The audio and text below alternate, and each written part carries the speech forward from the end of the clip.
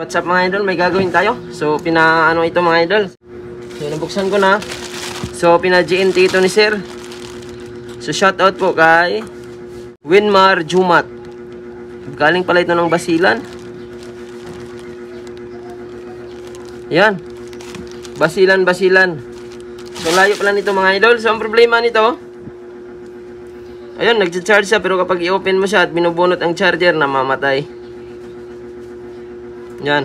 Subukan ko bunutin ang charger. So napansin ko kanina na namamatay siya. So ang model nito ay Poco M4 Pro or Poco M5. Ay, namatay nga siya, oh. Pag ginagamit siya, namamatay kahit may laman. So meron na itong 8%. Ayan, so check natin muna bago natin galawin. Ayan, 8% kapag i-open natin.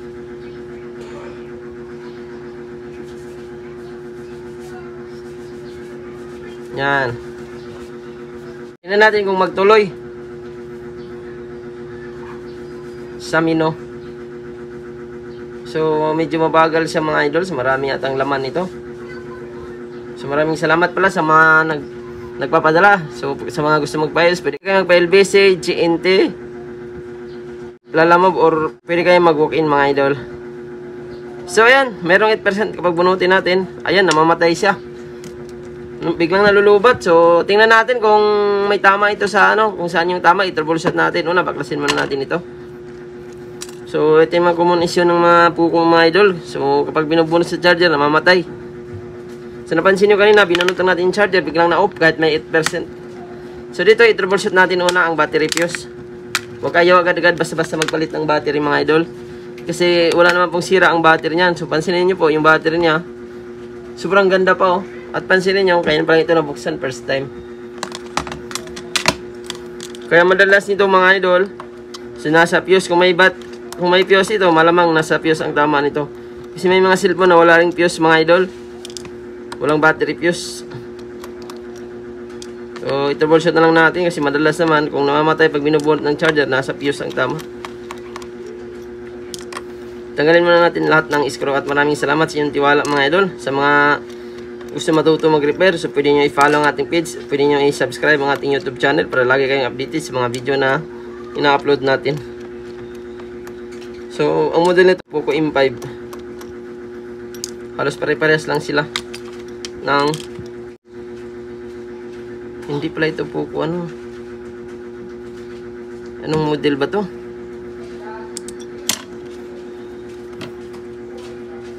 So ayan. So nabuksan na natin mga idol. At pansinin nyo, yung pinaka-battery na ay napakagandang quality pa. Wala naman siyang lubo. So i-search ko na lang kung anong model ito.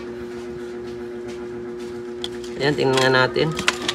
I-search ko na lang yan mamaya para mailagay natin sa title kung ano yung problema. So bakit siya namamatay? So una, tanggalin natin ito.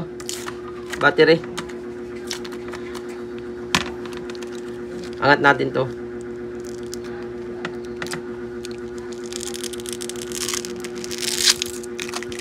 So yan, kita natin na ang battery napakatigas pa. So unang i-troubleshoot natin ang battery fuse mga idol. Tingnan natin kung may battery fuse. So nagagabit naman kanina ang battery. So malamang may fuse ito kasi pag binubunot mo namamatay. Mayroon ngang fuse mga idol, oh. Yan.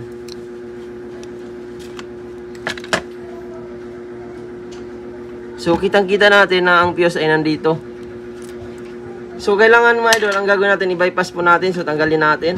So ito yung mga common issue ng mga Poco mga idol. So ang unang gagawin natin dito, tanggalin natin tapos i-bypass natin. Ayan, so gamit natin ay soldering. So hinangin natin ang mga gilid-gilid mga idol. So dalawang ano po ito. Ayan, dito natin hinangin yung gilid-gilid. So lagyan mo ng tingga.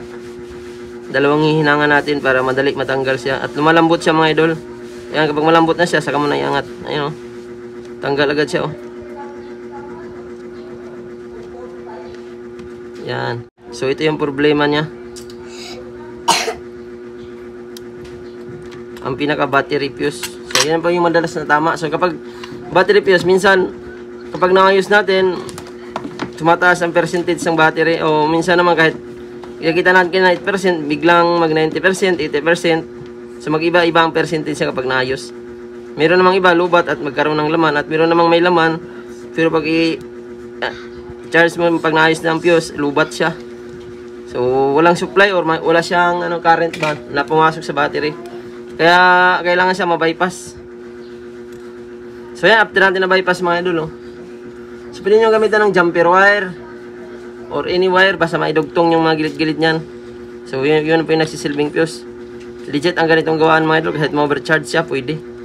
Yan, balik lang din natin. Parang wala lang nangyari. So, yan, tingnan natin mamaya kung goods na. Parang Poco M4 Pro siya. So, i-search ko na lang ito mga idol para may lagay natin sa title natin para hindi na mahirapan mag-search ang ating mga mga viewers na gusto rin matuto sa ganito. Kung paano gawin ang namamatay ng ganitong cellphone model Poco.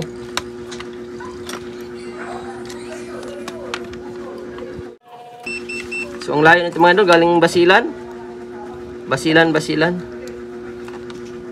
Mindanao. Kaya kahit kung meron kayong mga cellphone na mga sira, pwede kayo magpadala sa atin mga idol. Luzon, Visayas at Mindanao, tumatanggap tayo ng shipping. So mag-PM lang kayo, ibigay natin yung shipping address. So yan, balik muna natin lahat ng screw at saka natin i-testing mamaya. So kanina hindi siya nag-on kapag hindi naka-charge. Kapag binubunot naman ng charging, namamatay siya. O yan, last screw. So, dapat kumpleto pa rin. So, yan. Yung battery niya, hindi na magalaw-galaw kasi may lock pa siya sa mga gilid-gilid yung plastic. So, yan. Testing na natin. Hindi na natin i-charge. At tingnan natin kung magtuloy.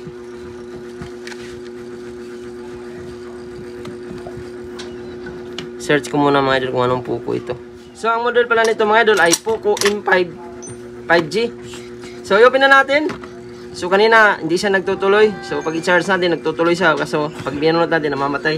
Tingnan natin kung may laman na siya kasi may mga ganito. Pag sira ang fuse mga idol, ayun, kanina inon ko to na hindi nag-charge, hindi siya nag-on. Lubat lang siya.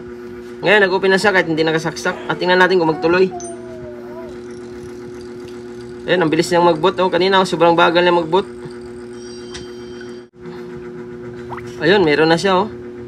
Nag-open na mga idol kahit 8%, 9%. Mag-open na to kahit 3%. So, ano lang talagang tama sa battery fuse. Kuhang-kuha ang discard mga idol. Huwag kayo basta-basta magpalit ng battery. So, kung ganito lang ang problema, pwede nyo siya. Ayun, nag-16% pala siya. Oh. Kung ganito lang naman ang tama, huwag nyo na palitan ng battery kasi napakaganda pa ng battery nito after maayos. Sobrang kunat pa siya, malubat. Talagang ano siya, back to normal. Kung gaano siya katagal maglubat ng bago mong bili. So, kapag naayos mo na ng ganito at tinanggal mo to, talagang ganon din siya katagal maglubat. Back to normal na siya mga idol. So kapag ganito, meron tayong 1 year warranty. Maraming salamat mga idol. Sana nakakuha kayo ng idea. Huwag kalimutan mag-like, mag-share, mag-follow at mag-subscribe. So sa mga ganitong gawaan mga idol, kahit ma-overcharge ay pwede rin siya. Hindi po basta-basta na